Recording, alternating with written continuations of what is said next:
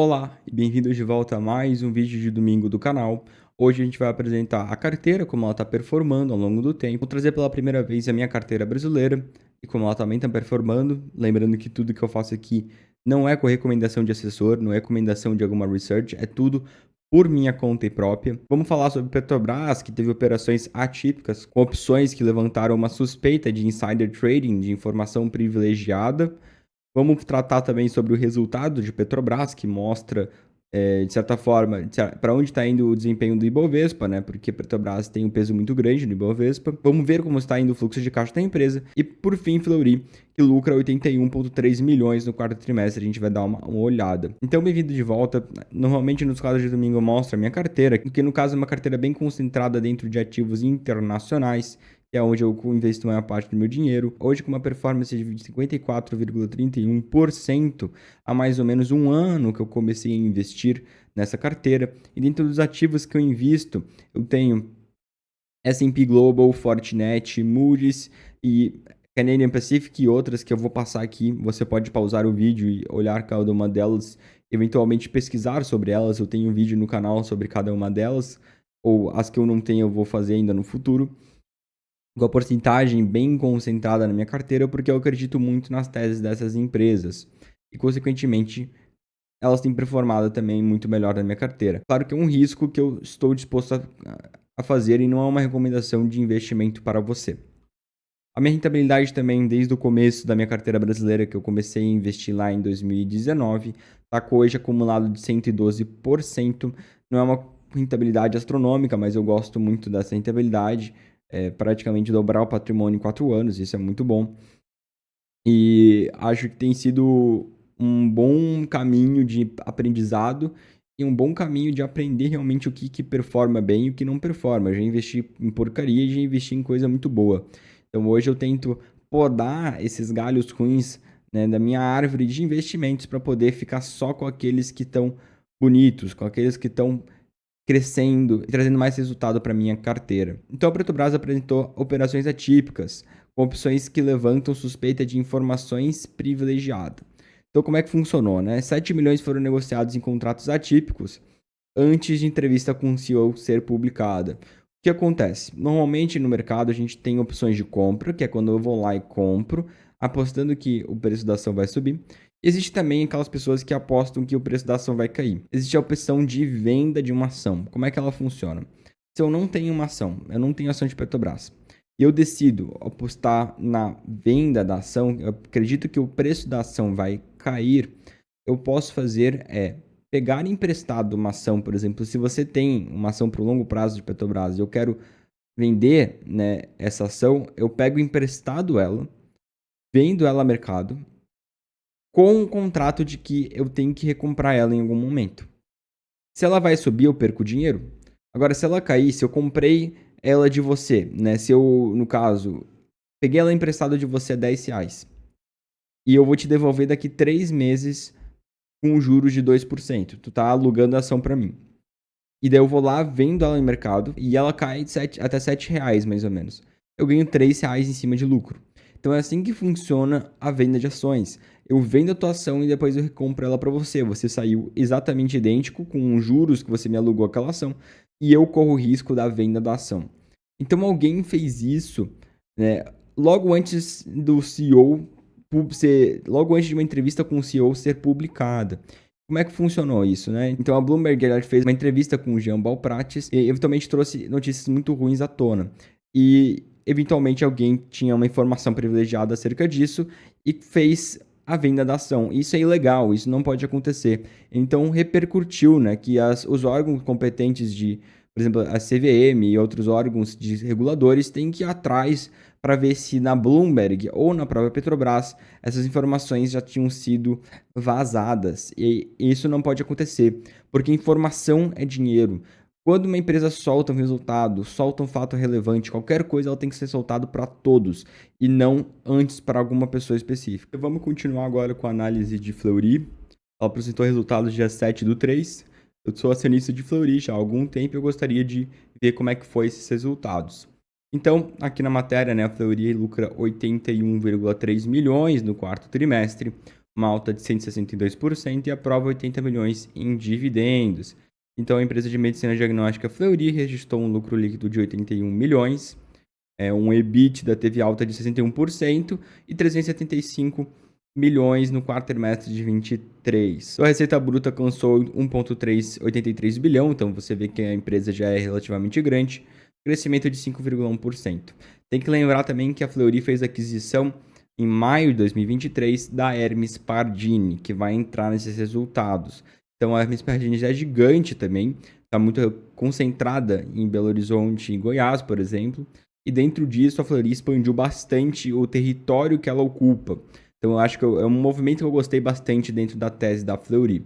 Então, aqui dentro da demonstração de resultados, eu vejo que teve um aumento da receita bruta, um aumento da receita líquida também, o lucro bruto aumentou. E você vê que desde a receita bruta de 1 bilhão e 800 milhões, sobra quanto no final?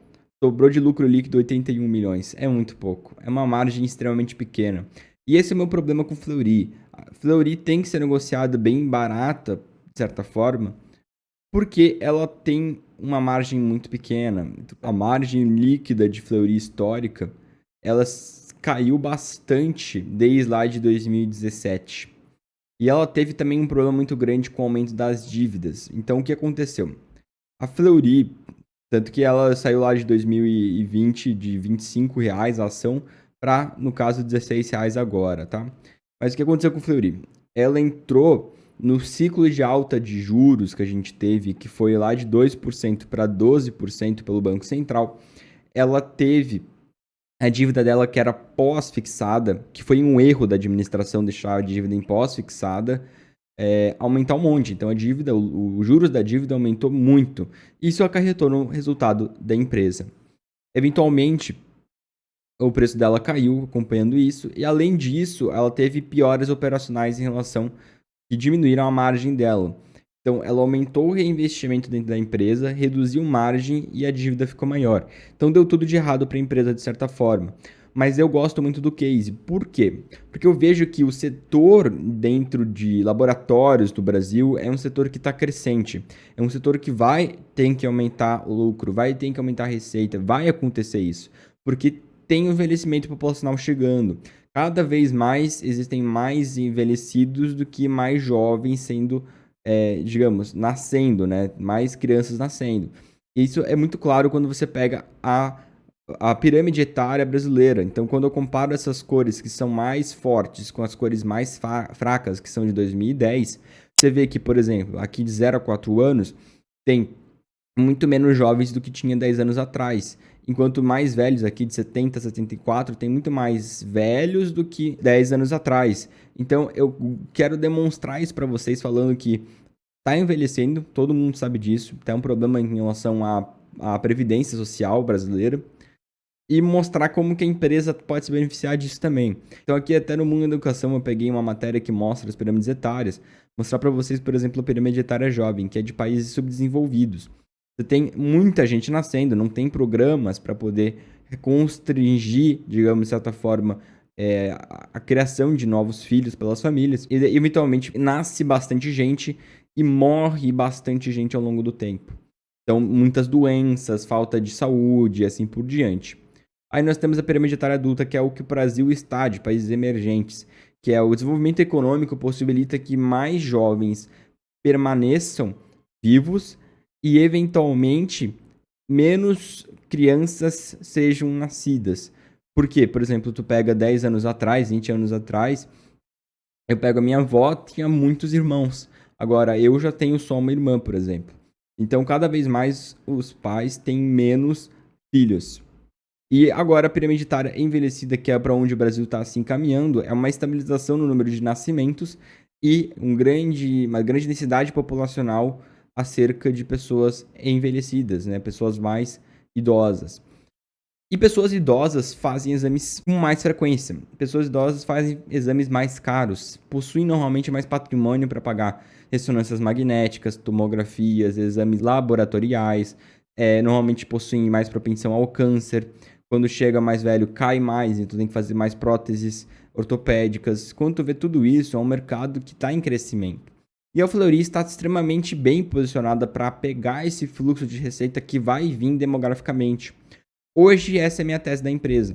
Então, eu coloco 3 coisas que a empresa tem que fazer. Primeiro, reduzir dívida, que ela já está reduzindo, agora está em 1,2 vezes a dívida líquida EBIT. Quando eu pego o resultado dela, eu vejo aqui que com um nível de alavancagem de 1,2 vezes dívida líquida EBITDA, que nos permite capturar oportunidades em linha com a nossa estratégia de construção de ecossistema de saúde. Lembrando que para a empresa Fleury, o máximo que ela pode ir até 3 vezes.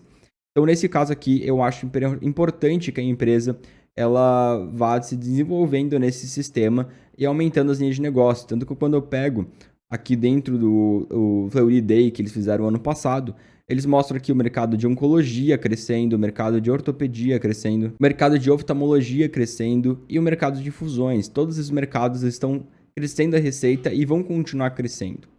Eu pego aqui a pirâmide etária que eles destacam, que em 2060 vai ter muito mais pessoas envelhecidas, até que achate essa curva. Então, existe uma avenida de crescimento muito grande para a Fleury e ela tem que surfar essa avenida de crescimento, ou seja, crescer receita, crescer margem e melhorar o lucro. Então, aqui também ela mostrando os beneficiários disso tudo e a população nos grupos etários. Então, você vê que hoje 30% da população é 0 a 14 anos, enquanto lá em 2050 vai ter 15% de pessoas, né, de 0 a 14 anos e muito mais, né, em relação a 60 mais anos. Então, é um driver de crescimento muito grande para a Fleury. Outra coisa legal mostrando, né, o aumento de como que então, mostrando aqui prevalência de doenças crônicas em população geral e idosos. Então, quanto mais idoso, mais doença. E quanto mais doença, mais exame. Então, nesse caso, vai ser um aumento muito grande da despesa, no caso, né? Ó, despesa assistencial per capita por faixa etária. Te mostra como que de 0 a 18 anos é R$ 1.500, para mais de 80 anos, R$ 20 mil. Então, isso é muito legal de observar como a empresa está bem posicionada para surfar tudo isso. Então, aqui são as marcas dentro da Fleury. Então, eles têm a famosa A+, que está em Porto Alegre, no Einstein. Então, a empresa ela tem que reportar melhores resultados, aumentar a margem, ela tem que diminuir a alavancagem e continuar esse crescimento da infraestrutura da Fleury para poder conseguir surfar esse crescimento de receita vindo do envelhecimento da população brasileira. Essa é a minha tese e é por isso que eu estou investido em Fleury hoje. E por hoje é só. Se você gostou do vídeo, dê uma curtida, se inscreva no canal, lembrando que eu tenho mais 2 vídeos para ser soltado na semana. Um sobre alguma ação, algum dado, notícia do mercado e o outro sobre o curso que eu estou fazendo de investindo do zero ao avançado. Então deixe seu comentário aqui embaixo, eu te vejo na próxima.